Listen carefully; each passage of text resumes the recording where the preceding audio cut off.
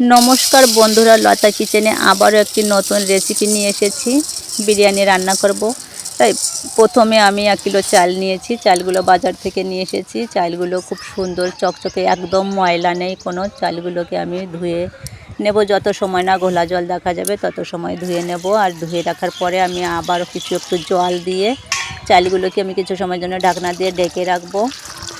10 থেকে 15 মিনিট মতো রেখে দেব। তারপরে আমি ভাতগুলো করব। ভাতগুলো রান্না করার পরে আমি মাংসটা রান্না করব। তো আমি কিভাবে রান্না করব তোমরা ভিডিওটা প্রথম থেকে শেষ পর্যন্ত দেখতে থাকো, আর আমাকে লাইক কমেন্ট করে উৎসাহিত করো, যেন আমি নতুন নতুন ভিডিও তোমাদের কাছে নিয়ে আসতে পারি।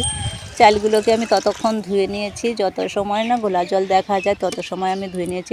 ধুয়ে নেওয়ার পরে একটা থালা দিয়ে আমি ঢেকে রেখেছি কিছু সময়ের জন্য। এবার আমি জলটা একটু ফেলে দিয়ে আমি এবার হাঁড়িতে জল দিয়ে দিচ্ছি।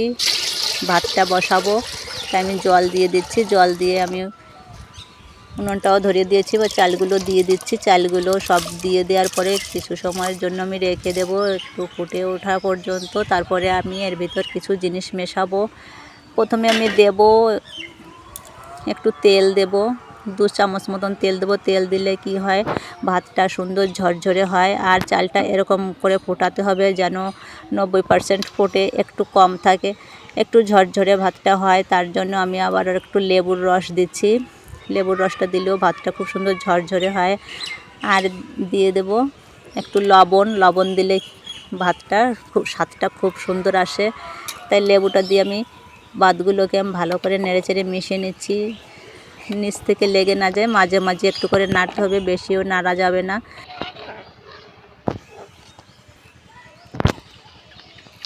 আমি আবারও একটা ঢাকনা দিয়ে ঢেকে রাখছি। এবার আমার ভাতগুলো হয়ে গেছে। কিছু সময়ের পরে আমি ভাতগুলোকে আমি একটা ঝুড়িতে নামিয়ে নিচ্ছি। ঝুড়িতে নামালে ভাতগুলো ঝুড়িতেও লাগবে না। আর আমি এবার উপর থেকে একটু জল দিয়ে দেবো। জল দিলে ভাতটা আরও ঝরঝরে হয় আর একটুও লাগবে না। জল দিয়ে আমি দেখো জলটা আমি চারিদিক থেকে ছড়িয়ে দিচ্ছি। এরকম প্লাস্টিকের ঝুড়ি হলে ভাত নামাতে খুব ভালো হয়, আর জলটাও খুব তাড়াতাড়ি ঝরে যায়। আর ঝরে যাওয়ার জন্য ভাতটাও খুব সুন্দর ঝরঝরে হয়। নিচের ভাতটাও একদম সুন্দর হয়, কোনো জায়গাও একটু নরম হয় না, এক রকমের ভাত হয় সবগুলোই। আর আমি ভাতগুলোকে রেখে দিচ্ছি এক পাশে। আর এদিকে আমি কড়াইটা দিয়ে তেল দিয়ে দিচ্ছি। তেলটা এবার গরম হলে আমি মাংসর জন্য যে পেঁয়াজগুলো রেখেছিলাম, তার জন্য আমি পেস্তা ভাজার জন্য একটু পেঁয়াজগুলো একটু বেশি দিতে হবে। যেহেতু আমি বিরিয়ানি রান্না করব, তাই আমার পেঁয়াজের পরিমাণটা একটু বেশি রাখতে হবে।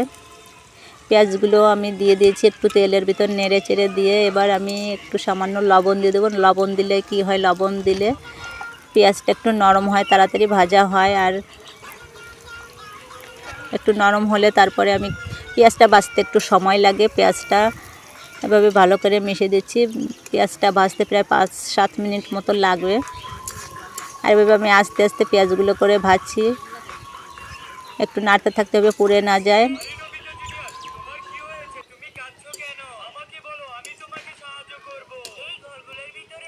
কিছু সময় ধরে পেঁয়াজগুলোকে ভালো করে নেড়ে চেড়ে আমি ভেজে নিচ্ছি। পেঁয়াজগুলো ভাজা হয়ে গেলে আমি একটা ছাঁকনির সাহায্যে পেঁয়াজগুলোকে আমি একটা বাটিতে তুলে নিচ্ছি। ছাঁকনি দিয়ে উঠালে তেলটা অনেকটা থেকে যাবে, কিন্তু হাতা বা খুন্তি দিয়ে উঠালে অনেকটা তেল উঠে আসে।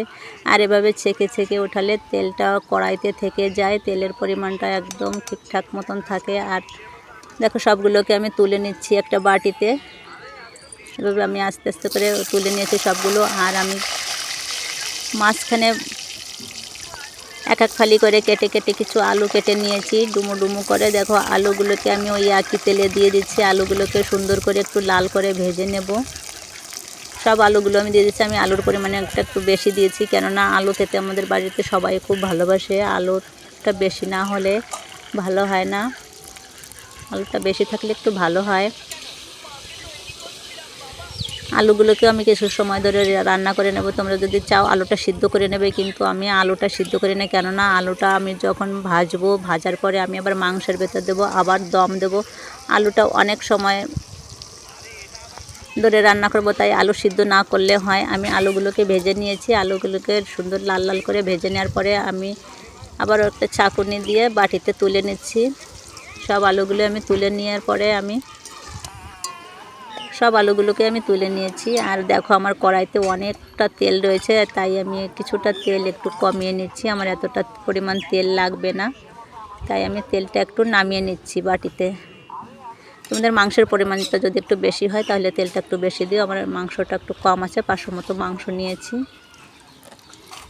আমি তেল গরম করে কিছু শুকনো লঙ্কা আর কিছু জিরে দিয়ে দিয়েছি, আর কিছু পেঁয়াজ রেখেছিলাম মাংসটা রান্না করার জন্য, তাই আমি পেঁয়াজগুলোকেও ভেজে নিচ্ছি। পেঁয়াজগুলোকে একটু ভেজে নিয়ে তারপরে আমি অন্যান্য মশলাগুলো দেব। ভালো করে নেড়েচেড়ে পেঁয়াজগুলোকেও ভেজে নিয়েছি।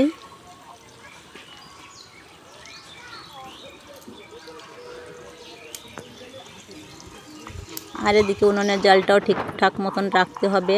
পেঁয়াজগুলোকে আমার ভাজা হয়ে গেছে। এবার আমি মিক্সার মেশিনে বেটে নিয়েছিলাম শুকনো লঙ্কা, জিরে, আদা, রসুন একসাথে বেটে নিয়েছিলাম, সেগুলোকে আমি সব একসাথে দিয়ে দিচ্ছি।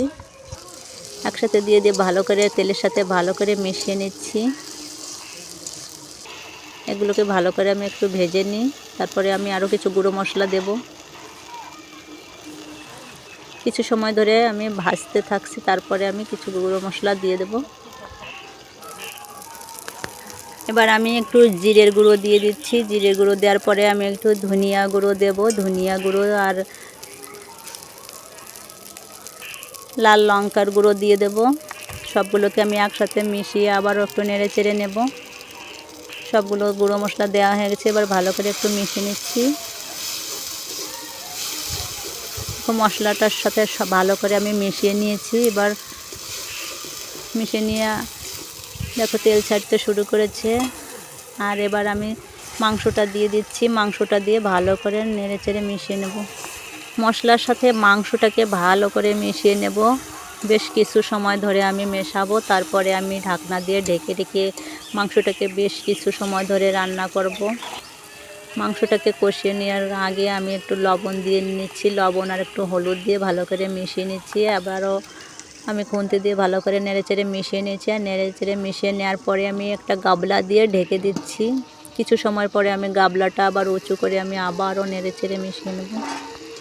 মাংসটা যত ভালো কষানো হবে মাংসের স্বাদটাও তত ভালো আসবে, তাই মাংসটাকে একটু ভালো করে কষিয়ে নিতে হবে। আর মাংসটা কষানো ভালো হলে কালারটাও খুব সুন্দর আসে। আর মাংসের পিসগুলো যেহেতু একটু বড় বড় আছে, তাই একটু ভালো করে মিশিয়ে নিচ্ছি।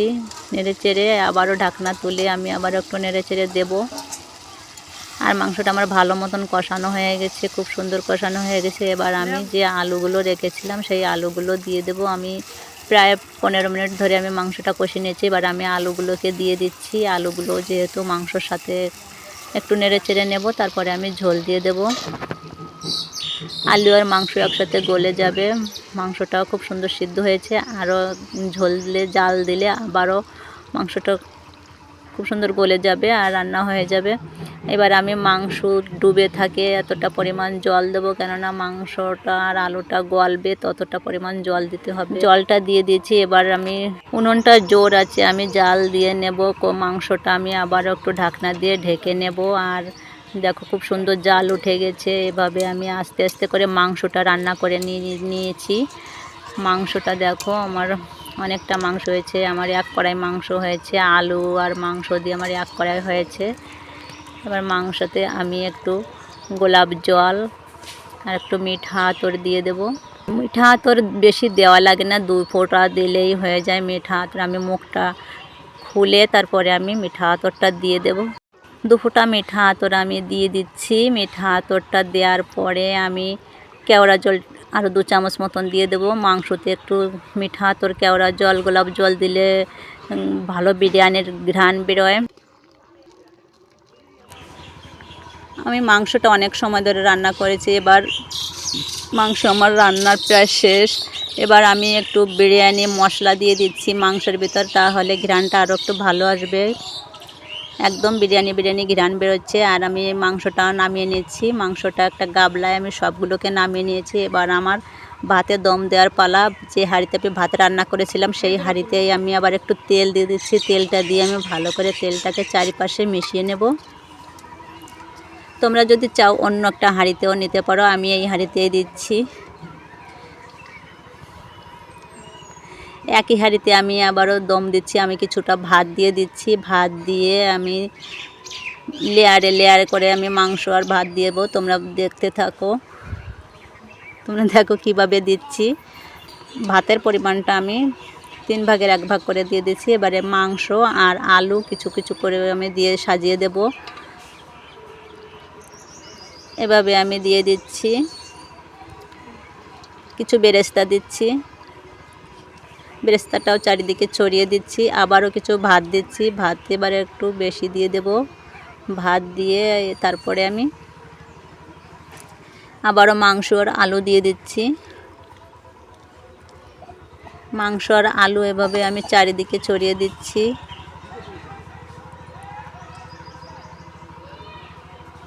মাংস আর আলু দিয়ে ভালো করে এভাবে দিয়ে দিচ্ছি। আর একটু ঝোলও আমি দিয়ে দিচ্ছি। মাংসের এই ঝোলটা দিলেও ভালো হয়। আমি এবার সম্পূর্ণ ভাতগুলোকে দিয়ে দিচ্ছি। সম্পূর্ণ ভাতগুলোকে দিয়ে আমি আবারও কিছু মাংস টাংস উপরে দিয়ে দেব।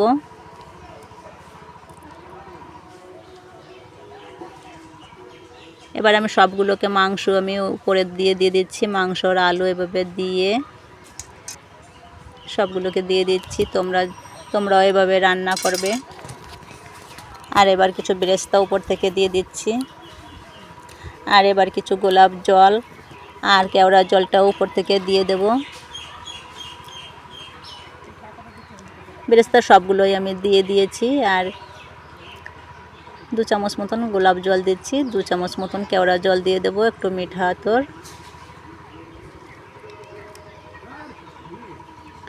আমি সব কিছুতেই গোলাপ জল, কেওড়া জল আর মিঠা আতর দিয়ে দিয়েছিলাম। ভাতেও দিয়েছিলাম, মাংসতেও দিয়েছিলাম, আর এবার দম দেওয়ার সময়ও দিয়ে দিচ্ছি।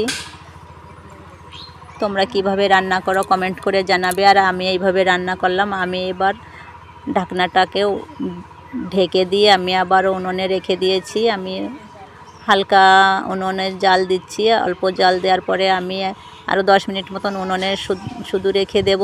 তারপরে আমি নামিয়ে নেব। আর দেখো আমার বিরিয়ানিটা রান্না হয়ে গেছে। এবার আমি একটা প্লেটে নামিয়ে নেব। এই ছিল আজকে আমার বিরিয়ানির রেসিপি। ভিডিওটা কেমন লাগলো জানাবে। আর আমার বিরিয়ানিটা সবার ভালো পছন্দ হয়েছে, খেতেও খুব সুন্দর হয়েছে। তোমরাও বাড়িতে এইভাবে রান্না করবে, খেয়ে দেখবে আর সবাইকে খাওয়াবে। অল্প সময়ে অল্প খরচে এভাবে বিরিয়ানি রান্না করে খেলে খুব ভালো লাগে। দোকান থেকে কিনে না খেয়ে এভাবে বাড়িতে সহজেই বিরিয়ানি রান্না করে খাওয়া যায়। তোমরা এভাবে একবার রান্না করে খেয়ে দেখবে খুব সুন্দর লাগে। আর আমি কিছু পেঁয়াজ, শসা, টমেটো, বিট গাজর কেটে সাজিয়ে নিয়েছি। আর আমার ভিডিওটা কেমন লাগলো তোমরা জানাবে। আর আমার পাশে থেকো, ভালো থেকো, সুস্থ থেকো। এই ছিল আমার আজকের ভিডিও। তোমরা যদি অন্য কোনোভাবে বিরিয়ানি রান্না করো তাহলে আমাকে জানাবে। আমি তোমাদের পছন্দ মতন রান্না করতে চেষ্টা করব। আর আমার ভিডিওটা দেখে তোমাদের কেমন লাগলো জানাবে। আসছি পরবর্তী ভিডিও নিয়ে। তোমরা কমেন্ট করে জানাবে তোমাদের কি ভিডিও পছন্দ হয়, তাহলে আমি সেভাবে ভিডিও বানাবো। ভালো থেকো, সুস্থ থেকো।